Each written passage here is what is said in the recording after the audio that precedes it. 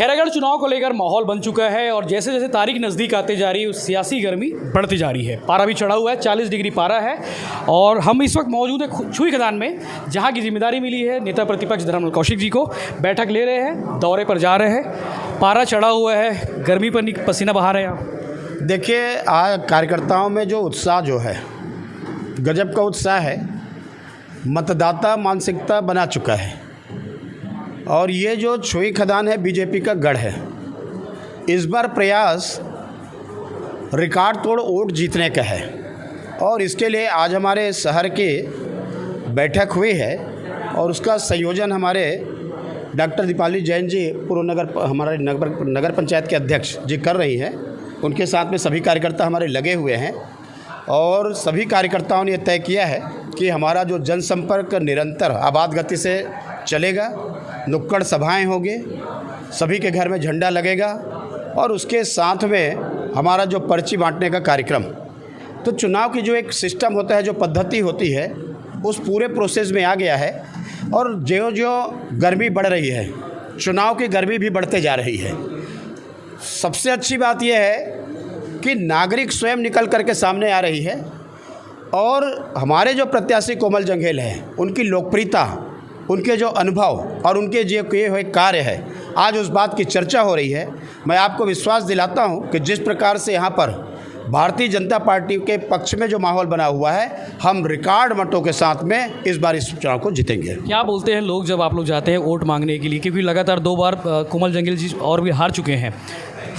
देखो, लोग ये बोल रहे हैं कि 3.5 साल 3.25 साल में कांग्रेस को सरकार को हम लोगों ने देखा है, ये सरकार गोबर की बात करती है और गोबर में अटक गई है, विकास कार्य पूरे ठप हो गए।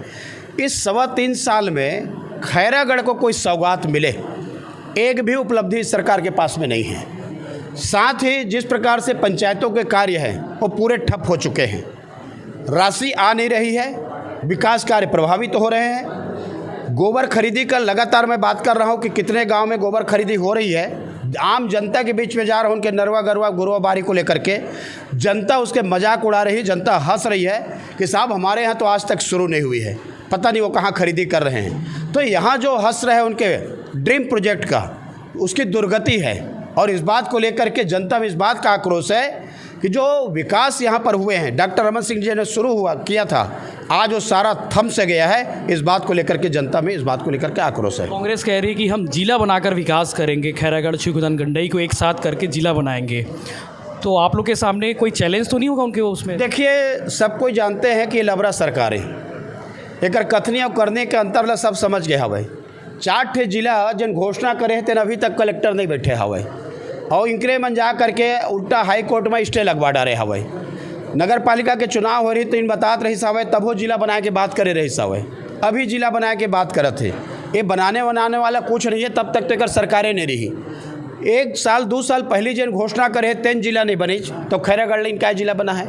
ये तो वोट लिए के लिए कांग्रेस वाले ने इसने करत रहे थे। कांग्रेस के पास जिला है, बीजेपी के पास ऐसा क्या मुद्दा है जिस पर लोग बीजेपी वोट करें? बीजेपी 15 साल का विकास है। आज भी जो खैरागढ़ का विकास हो रहा है वो नरेंद्र मोदी जी के सहयोग से हो रहा है, चाहे मनरेगा का राशि हो, DMF का राशि हो, 15 वित्त आयोग का राशि हो, 14 वित्त आयोग की राशि हो, सारा विकास कार्य यदि है तो किसी को श्रेय जाता है तो इस देश के यशस्वी प्रधानमंत्री नरेंद्र मोदी जी को जाता है। प्रत्याशी चयन को लेकर एक बातें हो रही है, कुछ लोग बोल रहे हैं कि रिपीटेशन लगातार बीजेपी कर रही है, जबकि कांग्रेस ने नया चेहरा दे दिया है।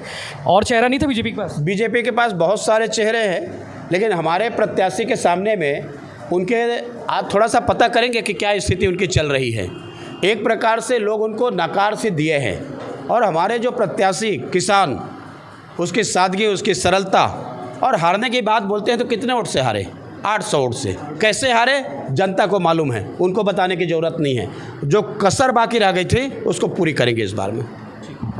लीड क्या होगी आपके हिसाब से? देखिए, अच्छी लीड होगी, प्रतिष्ठा के चुनाव है और जनता के जो इस समय का जिस प्रकार से 5 प्रदेश का चुनाव हुआ, इस 5 प्रदेश के चुनाव में जनता ने एक सिरे से कांग्रेस को खारिज किया है। ऐसे ही लीड की संभावना हमारे यहाँ पर है और अच्छे लीड के साथ में हम आगे बढ़ेंगे। कौन कौन बड़े नेता आ रहे हैं? और अभी देखिए, प्रहलाद पटेल जी का 6 तारीख को कार्यक्रम है, 7 तारीख को कार्यक्रम है इस खैरागढ़ विधानसभा में।